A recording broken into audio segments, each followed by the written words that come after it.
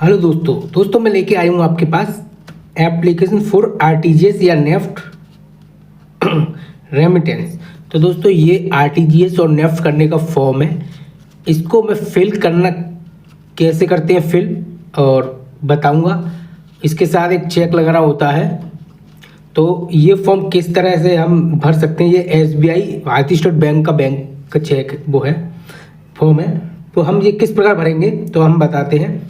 तो ज़्यादा देर ना करते हुए हम दोस्तों स्टार्ट करते हैं। तो दोस्तों देखिए, इसको पहले हम बड़ा कर लेते हैं। ये सिर्फ कस्टमर की होती है, ये बैंक में देनी होती है। तो हम ये भरना सिखाएंगे किस तरह आप भर सकते हो और चार्ज वगैरह किस तरह से लगेंगे।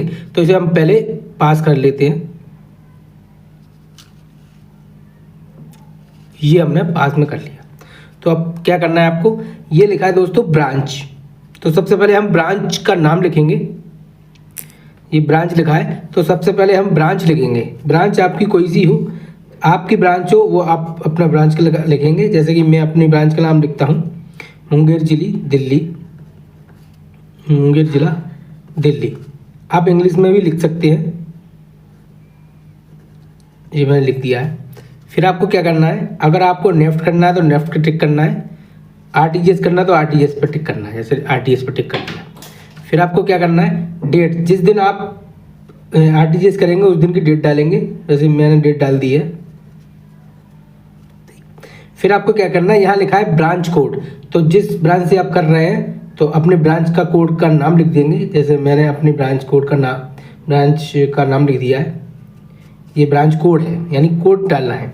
फिर क्या करना है आपको, फिर क्या लिखा है, प्लीज रेमिट द सम रुपये। तो आप कितने रुपए आरटीजीएस करना चाहते हो वो यहाँ रुपये लिखेंगे। जैसे मैं 1 लाख रुपए आरटीजीएस करना चाह रहा हूँ, 1 लाख रुपए नहीं, मैं 5 लाख रुपए आरटीजीएस करना चाह रहा हूँ। मैंने जैसे 5 लाख रुपया आरटीजीएस करना चाह रहा हूँ, ठीक है। तो यहाँ पर हम लिख देंगे शब्दों में 5 लाख। आप हिंदी में भी लिख सकते हैं, हिंदी में ऐसे लिखेंगे 5 लाख रुपए, ठीक। ये लिखने के बाद ये लिखा है by debiting my our account. तो आप जिस खाते से निकलेंगे पैसे, जिस खाते का चेक लगेगा अपने ही का लगाए हुए, तो उस खाते का अकाउंट नंबर, जैसे कि आप जिसके अकाउंट से निकलेंगे वो अकाउंट नंबर डाल देना है। जैसे कि मेरे खाते से ये पैसे निकलेंगे तो मैंने अपना अकाउंट नंबर यहाँ डाल दिया है। जिस खाते से पैसे निकलेंगे वो अकाउंट नंबर आपको यहाँ डाल देना है।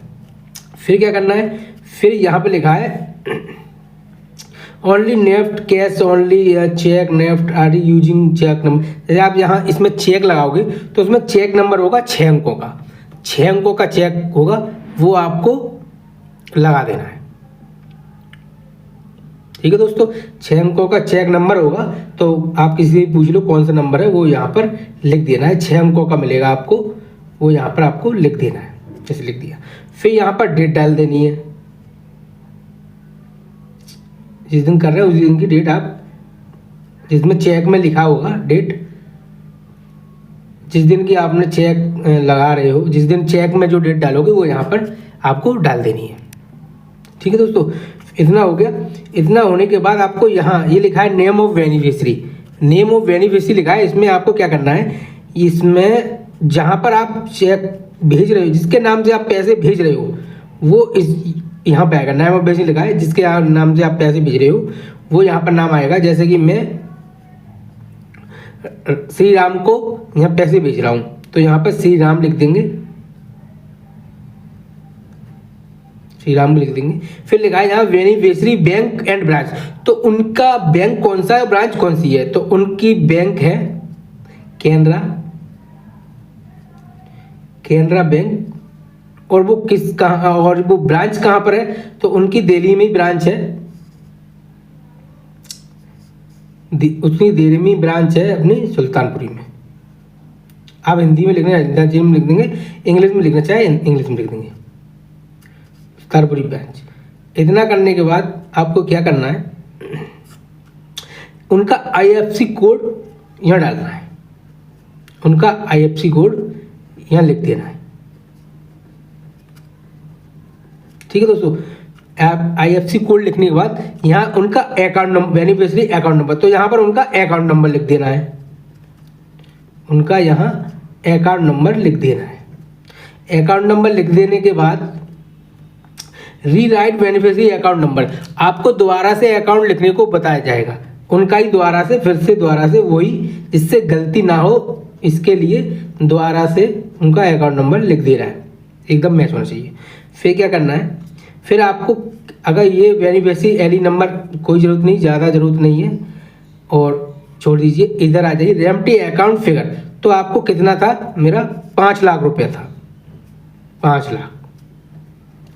5 लाख लिखने के बाद ये लिखा है रेमिटेंस चार्ज, यानी पैसे भेजने में चार्ज लगता है, वो आप बैंक में देखकर यहाँ पर चार्ज लगा दीजिए, जितना भी चार्ज हो बैंक में पूछ लीजिएगा।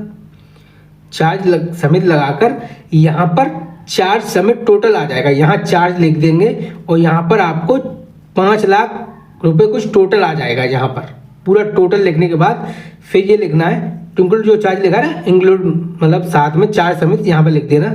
फिर यहाँ पर लिखा है total amount include charge in word, तो शब्दों में लिख देना, जितने भी आपका चार्ज समेत पैसा बन रहा हो वहाँ यहाँ शब्दों में लिख दीजिएगा। जैसे 5 लाख रुपए कुछ बन रहा होगा वो आपको यहाँ लिख देना है। फिर आपको क्या करना है, यहाँ पर एड्रेस लिख देना है अपना, एड्रेस लिख देना है अपना, फिर यहाँ मोबाइल नंबर लिख देना है अपना, और UTR डेट वो ऑफिस वाले डालेंगे, जो फॉर ऑफिस यूज वो बैंक वाले डालेंगे।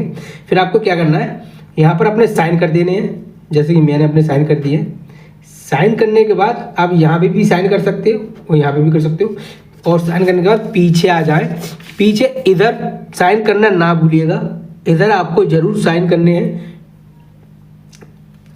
अगर यहाँ साइन करने के बाद फिर क्या आता है, ये स्लिप जो आती है, ये स्लिप भी आप भर लेंगे, ये आपको दी जाएगी, ये आप अपने पास रख सकते हैं और ये बैंक में दे सकते हैं।